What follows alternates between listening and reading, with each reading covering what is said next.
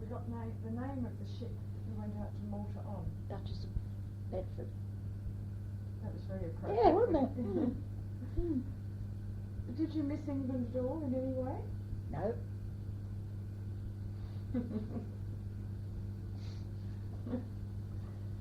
And did you change your eating habits or anything? Did you continue eating European? Well, more or less. I was never one to go for foreign foods and things. Dad was. He used to have octopus and all this sort of thing, but no, I'm sorry, I've never been like that. No, bread and cheese, you know. So it didn't affect me. And for you children, it was vegetables. You could get vegetables, fruit, and fish. You know, it was pretty not a lot different really. What did you do for holidays? We went to St Paul's Bay. The Air Force had a rest camp at St Paul's Bay where you could stay. It was like a hotel type thing. You had a bedroom and you had your meals, you know, served to you. So we used to go there sometimes. Did you like that? Yes, it made a break from cooking and so on, you know. But I didn't have to work very hard. I had Betty in the mornings to do the, you know. Tell me what you sort of got together as a family for the first time ever. Well, more or less, yes, in Malta. Now with 3 children and a husband back. What sort of family routine did you have? Describe a typical day to me. Well, Dad went off to work. He was called for. You went off to school, you and Ian, to the services school. Betty came in.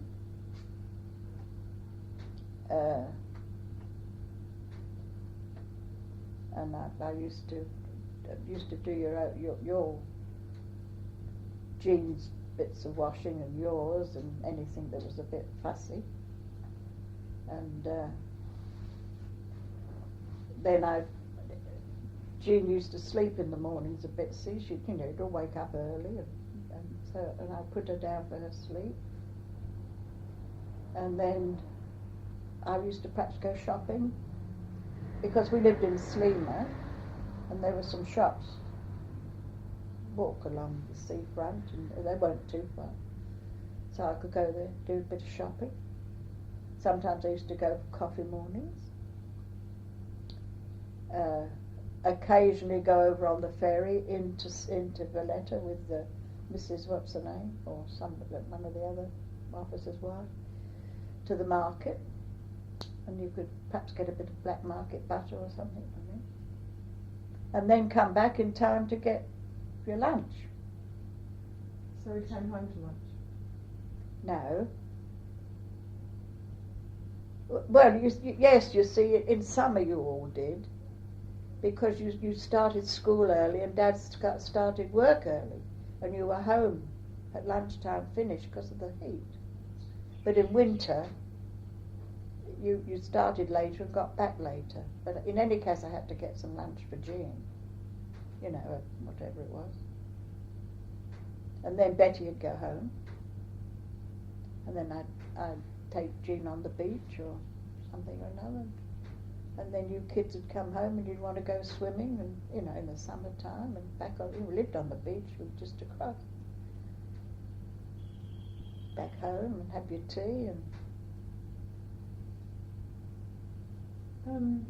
So did we all eat together at tea time?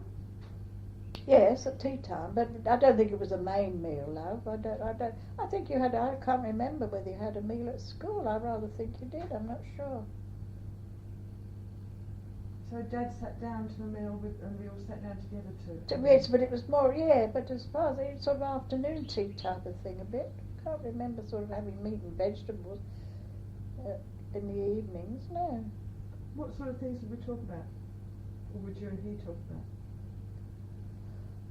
Well, you kids would talk about what happened in your school and that, and Dad would talk about what happened with his work and what dues they were on and what I should be required to go to, or would we go, and this and that and the other. Yeah.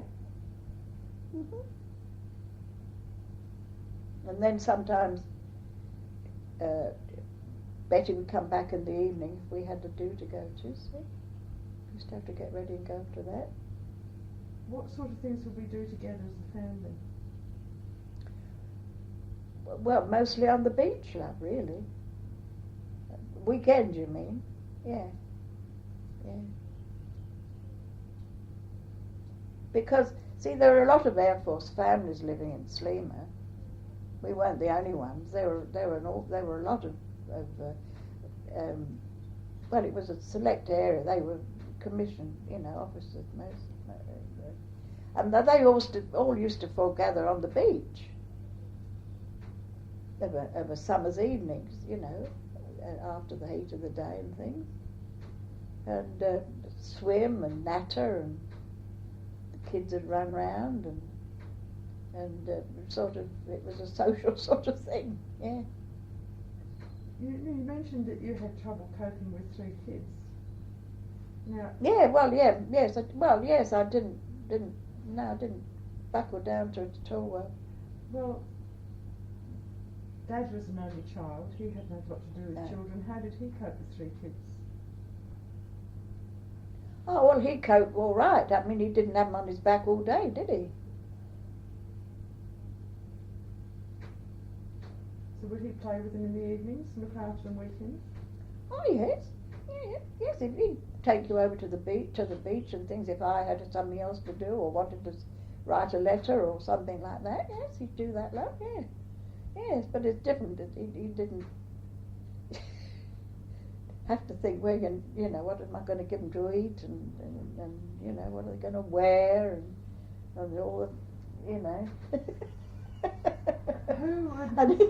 Who administered the discipline in the family?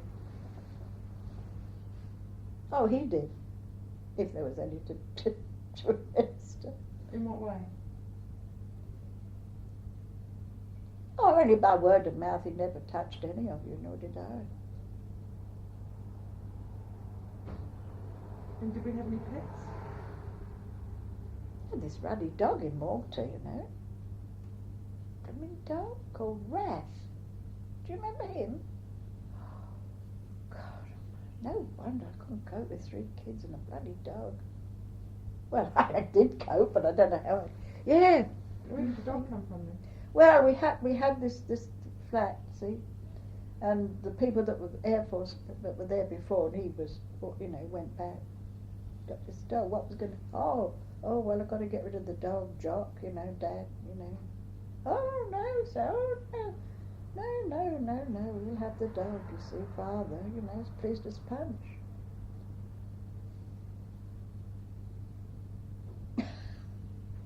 And what happened to it when we left?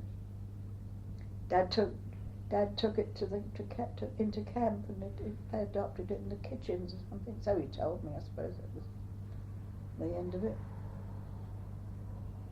And how were kids' birthdays celebrated? Oh, you had parties. Yes, you made a lot of friends. Quite a lot of friends, you and Ian, in Malta. From your school. Service kids' friends. And as I say, there was a lot of officers' families living all around, so you had parties, yeah. So you never made friends with any of the Maltese children? No. And what about Christmas? What did we do for Christmas? Yeah, well, big Christmas party in the mess. Presents, Father Christmas, big teas. Oh, yeah. But what did we do as a family at home? Oh, well, I don't think we had a minute to breathe at Christmas, love. You went to parties and things, and I think probably Christmas Day was fairly quiet, but there was always people in and out. And you hang stockings up? Yes, oh yes. Ian was in hospital one of the Christmases. Why? Yeah, he had a mozzie bite on his eye. Well, not on his eye, but just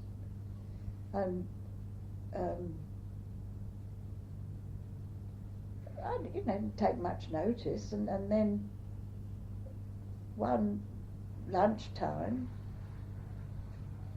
I don't know whether he'd been to school.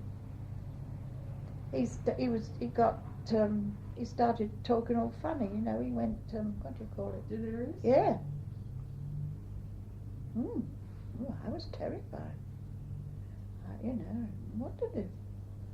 So I rang Dad at work and told him, and oh well, you know, and things began to move then. They had service nurses, family nurses that went like district nurses, but for families. He got hold of her, and doctor came, ambulance came, everything moved then. Yeah, they whisked him into hospital. And yeah, he was there for about 10 days, I suppose. So what had happened? The mozzie-bite had gone septic? Well, I suppose, yeah. I can't really remember, no. But we went to see him, and all I can remember about that was, I think I said to him, you know, are you eating the food? And they said, all right. Oh, they gave me a runny egg.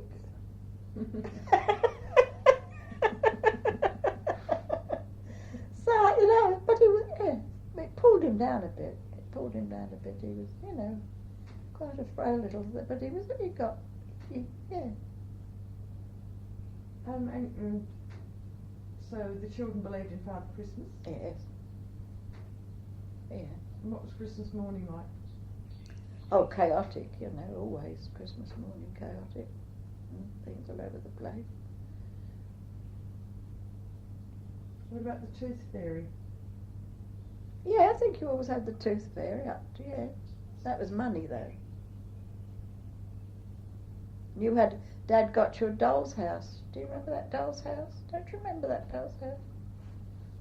That lit up. I don't think he was the least. He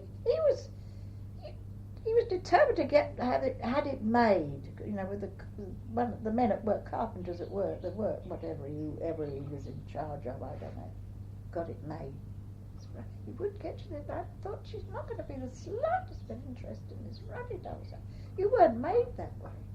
But no, you couldn't, no. You had to have this doll's house.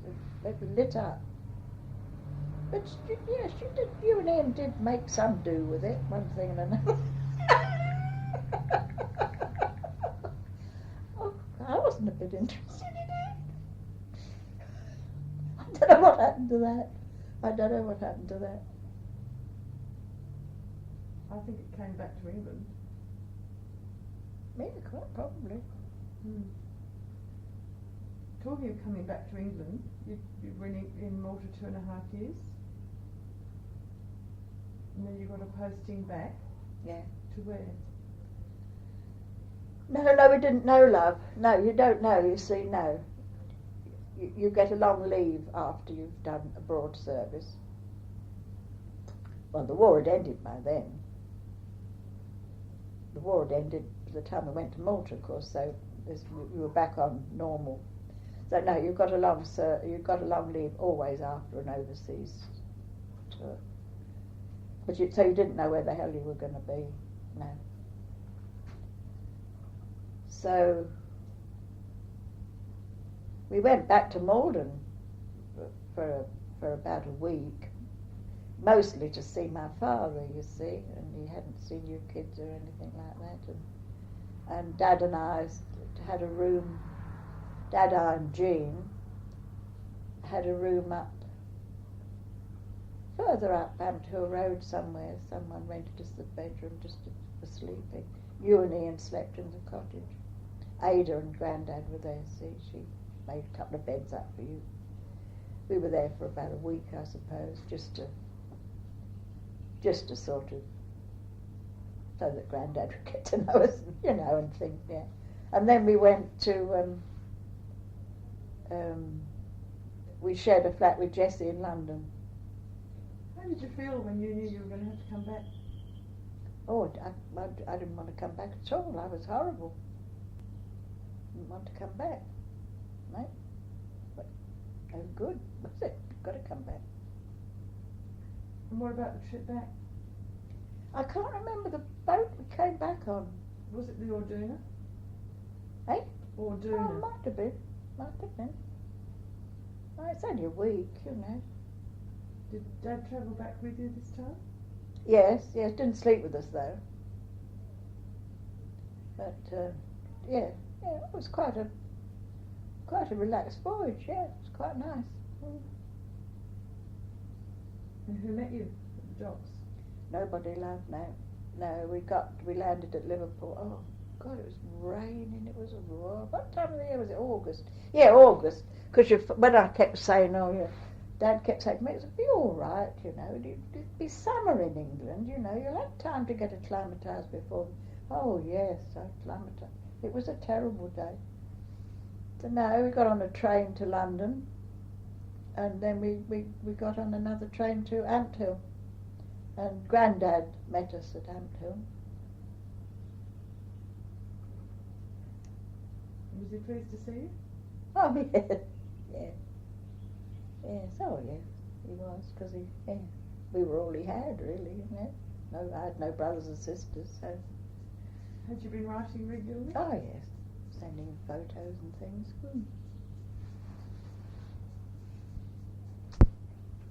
Tell me about... Well, Ada used to, see, I had several, you know, people down, and she used to come down. This is before you went to Malta? Yeah, and you were just a little thing. And well, she used to spend a week or, you know, something like that. But bossy boots, old Ada, you know. And she caught Ian eating black currant. Off the bushes? Yes, well, it was his garden and his people's black currants, you know. So she said to him, oh, don't eat too many black currants or something. Your mother wants them for a pie or something or another, you know, or something she said to him. He didn't, you know, she was too bossy for us, you know, so I suppose he thought, oh, God, I'll have you, you know. I didn't know anything about it, you know, little monkey. What happened? Well, she came down this morning, you know, and her face was, you know, she said, look what I found in my bed. A sprig of prickly holly. I said, in your bed? Yes, she said, in my bed. Put my feet down on it, she said, and I got into bed. Well, I mean, it could only have been Ian. Was he? And he admitted it. And he had to say he was sorry, too. And how did you react, though? I couldn't help laughing, and I was killing myself with laughing, but I mean, I daren't show it, you know. Daren't show it to Ian or to her, because, I mean, you know, it was naughty of him, really, to do that. And I said to me, you know, say you're sorry to Auntie.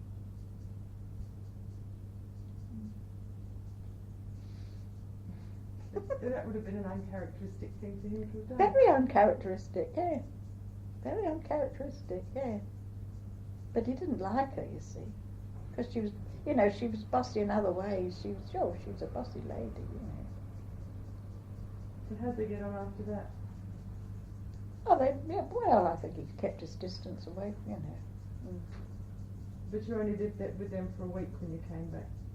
You only lived there for a week when you came back from Malta? Oh, yes.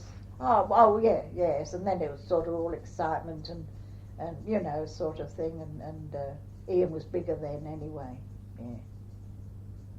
But he never, I don't think he was ever very fond of Rita. Where was Dad then posted to?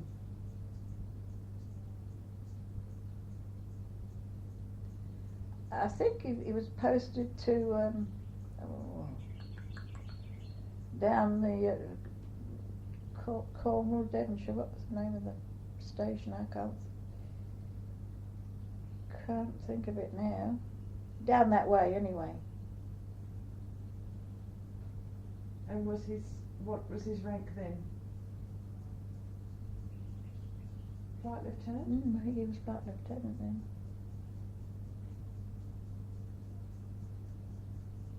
But there was no married quarter, you know. There was no married quarters or anything there. We were about a year with Jessie in that flat in London, I think, because you both went to school. You and Ian went to school at Bonneville Road School, didn't you? How did Dad feel about coming back?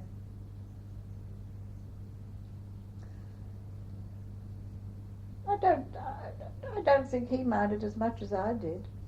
No.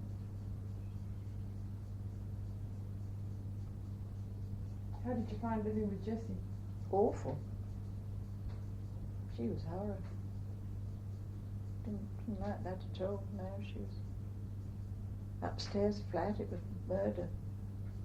Why did you go and live with her? Hmm? Why did you go and live with her? Well, it was my fault, really, because the Air Force had a I don't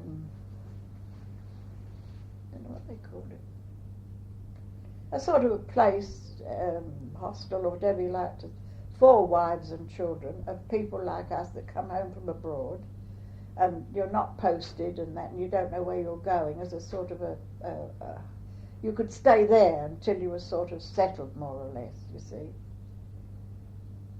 And Jessie had had this stroke and was living in this London, quite a biggish flat, and she said, you know, we could go and share it with her if we wanted to. But it was my fault. I mean, Dad warned me. I wanted to be in London, you see, because, you know, I knew quite a lot of people in London and one thing or another. And I remember him, you know, him saying to me, well, you know what she's like, and I shan't be there, you know, only sort of on your own head be it sort of thing. If you choose that, you choose it, but I'm warning you. See, and I said, oh well, poor thing, she's had a stroke. She was not so paralysed as Dad, but her arm and things, and I said, you know, she'd probably softened her up and things, you know, don't they? So we went, but I regretted it really, love, you know. I mean, I know it was my fault. Should have made the other decision, but there you are. What did she do though that was, why didn't she get on? What was the problem? Well, she expected to be waited on, you know, and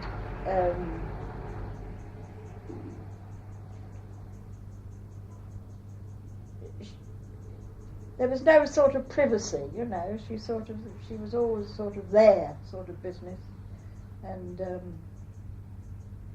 she had her own sitting room. We had two bedrooms, quite biggish bedrooms, one of which we sort of made a bed sitting room, and she had her own sitting room and bedroom, but she'd sit in her sitting room with the door open, you know, and you'd had that awful feeling she was watching you in and out, and then you had to go across to the kitchen and watching you in and out, and what you were doing, you know, and you know, I'd never been used to, I've always been used to having my own place and things, you know. It was that feeling of, and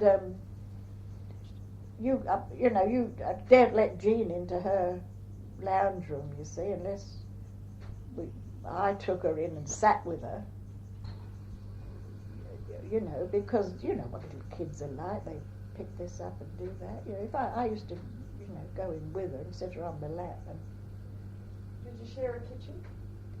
Yes, but not really, because she didn't do any cooking. I did the food, you see, because she couldn't cook, love. No, she couldn't cook, and it was very good convenience for her to have us there, mind you. She did us, you know, she did herself a good turn, because she had a woman in. She had a woman in sometimes in the morning and sometimes in the afternoon, who took her out and or sat with her or did whatever she wanted to do, her sewing or a bit of washing and ironing more like a companion sort of. Yes, she had that, but she didn't stay all the time. She didn't sleep there, you see.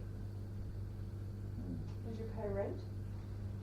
Yeah, we paid, I don't know what it was, but they came, Dad and she came to some arrangement, I suppose. What did the kids do about playing? Oh, they had a nice garden. Yeah, it was a big old house. And there was a little boy living, I've forgotten his name, that got quite friendly with Ian. And they were in the bottom flat, we were in the top. And there was a big garden. And you were old enough to go down there, except for Jean, she couldn't, you see. I used to have to, all those stairs up and down. How long were you there? About a year, I suppose, 9 months or a year. Until Dad got to White Waltham. And then they were building, officers' quarters then. But you weren't in officers' quarters when you first moved there, were you? To White Waltham, yes. Oh no, we're in the caravan, yeah. Yeah, well it was they said they'd be ready at some date and they weren't, and we'd already told Jessie we were leaving, and it was a muck up really, and she made arrangements for herself. She got some married couple or something to, So we had to go, so we went in the caravan. How was that? Oh, it was quite fun really, yeah, I enjoyed it because I was free of her, she was like a I don't know what it was. You felt you were being looked at all the time, No, I wasn't a bit happy there. Did you manage to go the whole year without any blues? Well, more or less. But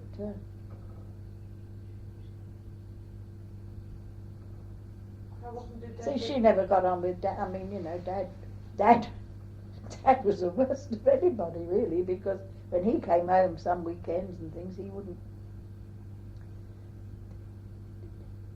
we didn't all join up as a family. He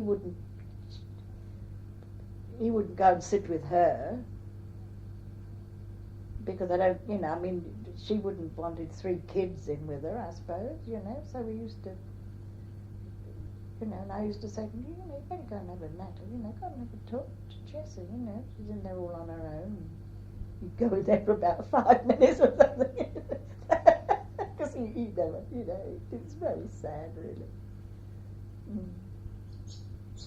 How long were you in the caravan at White Waltham? Well, it was over a Christmas we were there, yeah.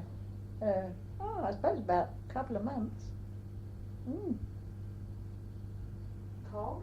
Was it cold? No, in the van we weren't too bad. We were very squashed up. You and Ian had 2 chair beds. Do you remember? Chair beds, yeah. And Jean was under the table in a terrible. But we had a little cooking place, and it would always go in the mess, you see. We went in the mess for baths and things like that, Meant taking your soap and your towel across and things like that. But the Air Force provided the caravan, did they? They provided the field. There was a lot of caravans. Some of them that were beautiful vans. They lived in permanently and took them from place to place, and they were really beautiful vans.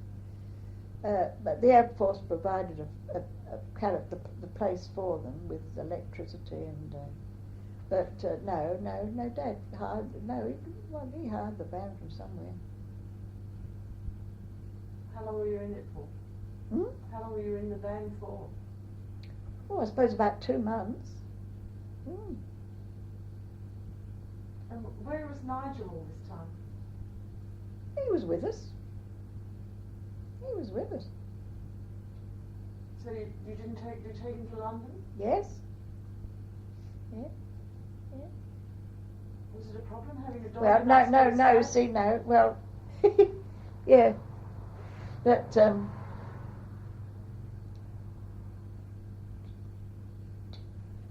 we didn't take him to London. No, No, Ada and Dad had Nigel, love. No, we didn't take him. No, they had him all the time we were in Malta. Right. They kept Nigel at Malden, you see. And no, they kept him there until we were settled at White Waltham. No, we didn't have him. Until you got into the house. Yes. Yeah. And then Dad went to fetch him. This is the next interview session with Rita Campbell, held in her home in Lismurdy on Saturday the 7th of January 1995. From last time, we mentioned contact with Granddad and your side of the family while you were in Malta. I wondered what contact you had with Dad's side of the family. Oh, well, we wrote to Auntie Jessie.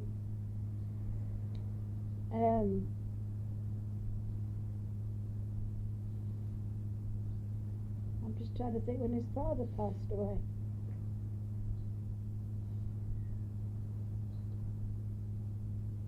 His father didn't pass away until we were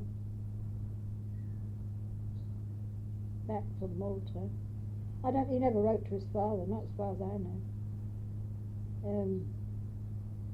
But we used to write to Jessie. She'd send little things, little presents out for you. She was very good like that. And Janie used to, Christmas, but not a lot. Didn't have a lot of contact. So you wrote to Janie, did you? Oh, I've always kept up with Janie, more or less, yes. Wasn't Janie living with her father at the time?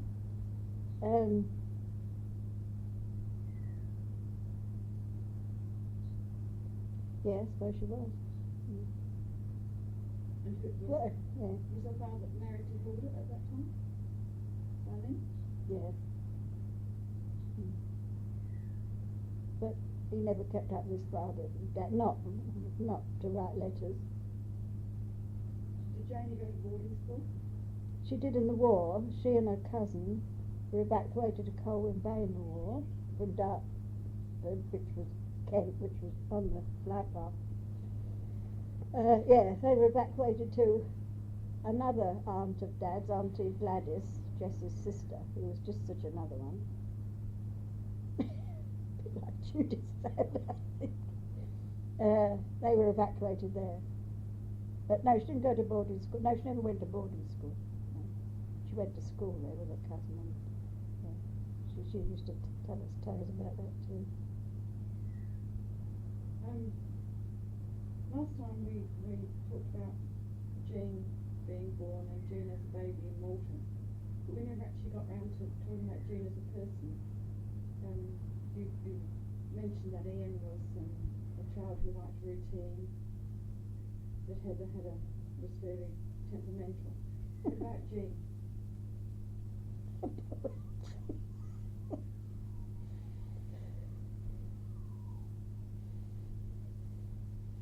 Oh well, she was a bit spoilt in Malta.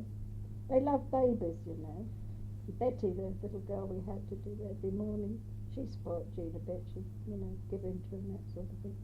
Give her lollies and things. I used to have to stop that because she wouldn't eat her lunch, But no, she wasn't a bad kid really. But what sort of kid was she? What sort of personality?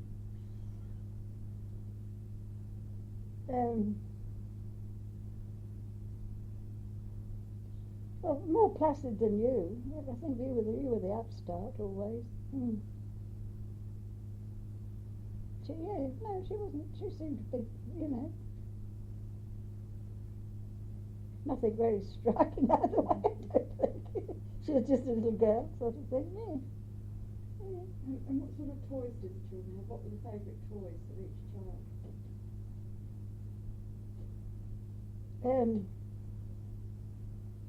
Ian loved his Lego. No, not Lego, but Meccano. He used to build weird and wonderful things with this Meccano. And their dad sent him you don't remember the fort that Dad sent him? Yes, well he sent mentioned that last time. this fort when you stuck in the